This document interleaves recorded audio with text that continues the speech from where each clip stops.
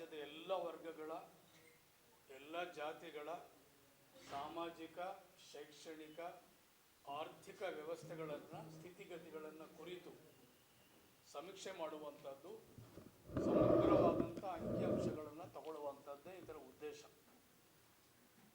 ರಾಜ್ಯದಲ್ಲಿ ಸಾಕಷ್ಟು ಸಣ್ಣ ಸಣ್ಣ ವರ್ಗಗಳು, ಸಣ್ಣ ಸಣ್ಣ ಜಾತಿಗಳು ಬೇಕಾದಷ್ಟು ನಮ್ಮ ರಾಜ್ಯದಲ್ಲಿ ಇದೆ.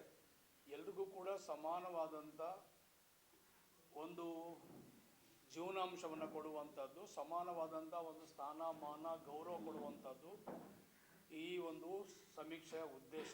ಆ ನಿಟ್ಟಿನಲ್ಲಿ ಇವತ್ತು ಮಾನ್ಯ ಮುಖ್ಯಮಂತ್ರಿಯವರು ಮತ್ತು ಉಪಮುಖ್ಯಮಂತ್ರಿಯವರು ಮತ್ತು ಸಂಪುಟದ ಎಲ್ಲ ಸಚಿವರುಗಳು, ಶಾಸಕರು, ಇವತ್ತು ಕಾಂಗ್ರೆಸ್ ಪಕ್ಷದ ಎಲ್ಲ 140 ಜನ ಶಾಸಕರು ಎಲ್ಲರೂ ಕೂಡ ಇವತ್ತು ಒಂದು ಹಿಂದುಳಿದ ವರ್ಗದ ಆಯೋಗ ಅಂತಲೇ ಸಾಮಾಜಿಕ ಮತ್ತು ಶೈಕ್ಷಣಿಕ ಸಮಸ್ಯೆ 2025 ಅಂತಲೇ ಇದಕ್ಕೆ ಒಂದು ಆಧಾರವನ್ನು ಕೊಟ್ಟು ಇವತ್ತು ಸಮೀಕ್ಷೆಯನ್ನು ಪ್ರಾರಂಭ ಮಾಡಿದೆ.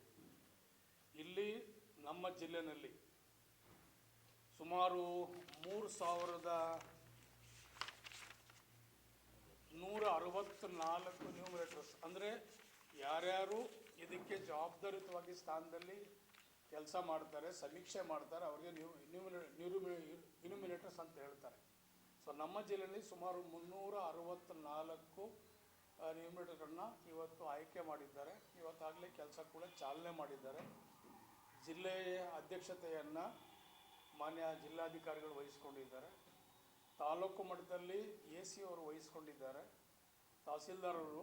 ಸೊ ಹಿಂಗೆ ಎಲ್ಲ ರೀತಿಗಳು ತಾಲೂಕು ಮಟ್ಟದಲ್ಲಿ ಮತ್ತು ಜಿಲ್ಲಾ ಮಟ್ಟದಲ್ಲಿ AC ಉಪವಿಭಾಗಾಧಿಕಾರಿಗಳು ಕೂಡ ಇದಕ್ಕೆ ಜವಾಬ್ದಾರಿಯಾಗಿ ಅಧ್ಯಕ್ಷತೆ ವಹಿಸ್ಕೊಂಡು ಇವತ್ತು ಸಮೀಕ್ಷೆಯನ್ನು ಪ್ರಾರಂಭ ಮಾಡಿದ್ದಾರೆ. ಇದರಲ್ಲಿ 4 ಆ್ಯಪ್ಗಳನ್ನು ಮಾಡಿದ್ದಾರೆ. 4 ವಿಧವಾದಂಥ ಆ್ಯಪ್ಗಳನ್ನು ಅಳವಡಿಸಿಕೊಂಡು ಸಮೀಕ್ಷೆಗಳನ್ನು 6 ವರ್ಷದ ಮಗು ವಯಸ್ಸಿಂದ ಇದನ್ನು ಸಮೀಕ್ಷೆಗೆ ಒಳಪಡಿಸ್ಕೊಂಡು ಮಾಡ್ತಾ ಇದ್ದಾರೆ.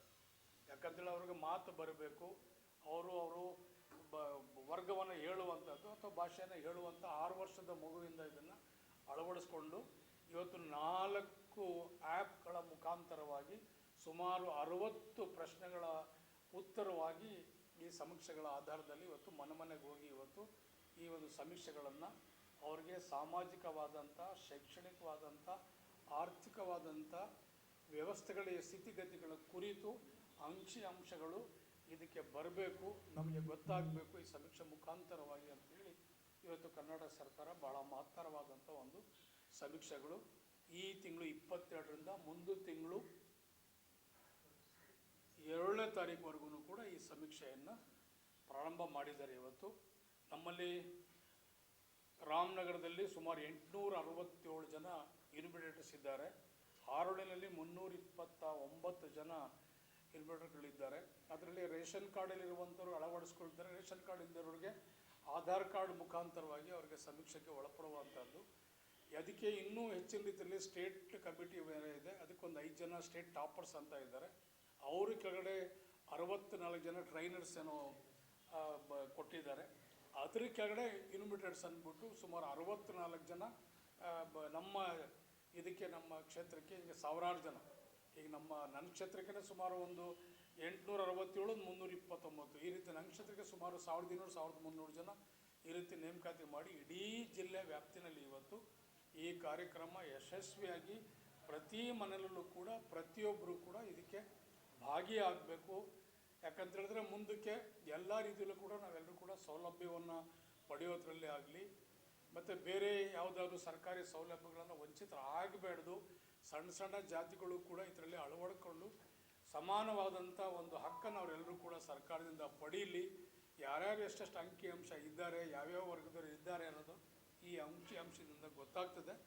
ಮುಂದಕ್ಕೆ ಎಲ್ಲ ರೀತಿಯಲ್ಲೂ ಕೂಡ ಸರ್ಕಾರದ ಸೌಲಭ್ಯಗಳಲ್ಲಿ ಅವರೆಲ್ಲರೂ ಕೂಡ ಪಾಲ್ಗೊಳ್ಳೋದ್ರಲ್ಲಿ 2 ಮಾತಿಲ್ಲ.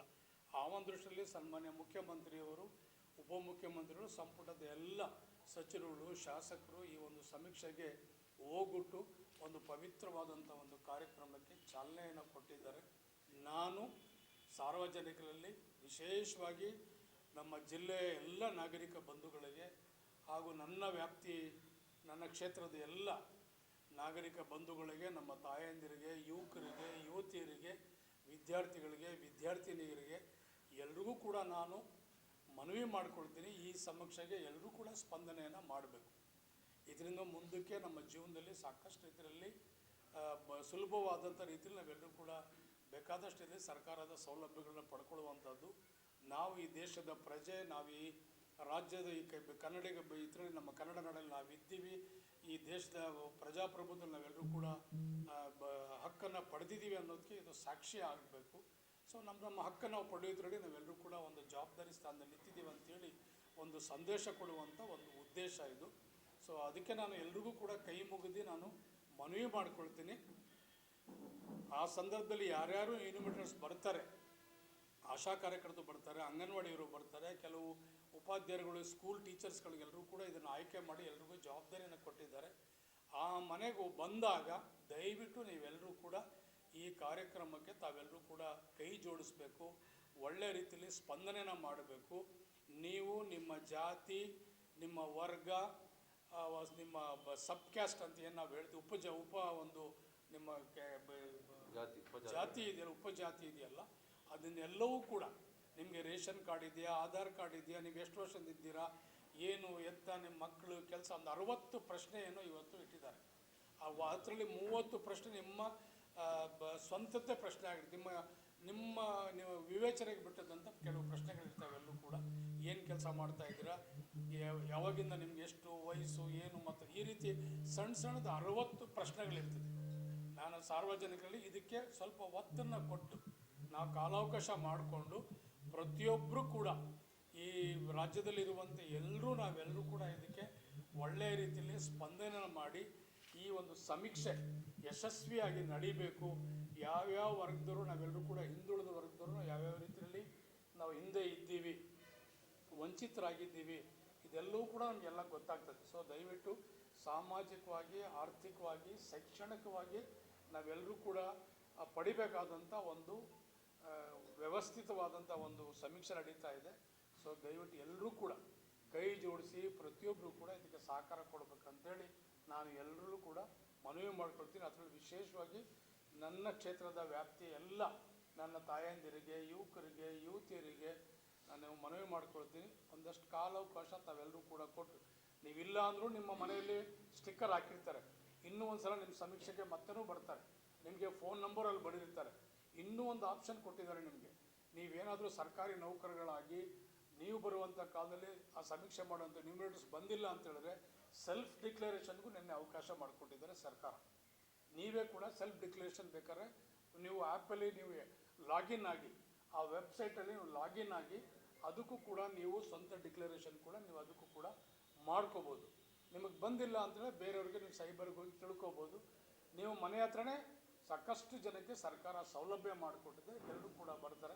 ಇದಕ್ಕೆಲ್ಲರೂ ಕೂಡ ಸಹಕಾರ ಕೊಡಬೇಕಂತೇಳಿ ನಿಮ್ಮನ್ನ ಮನವಿ ಮಾಡ್ತೀನಿ.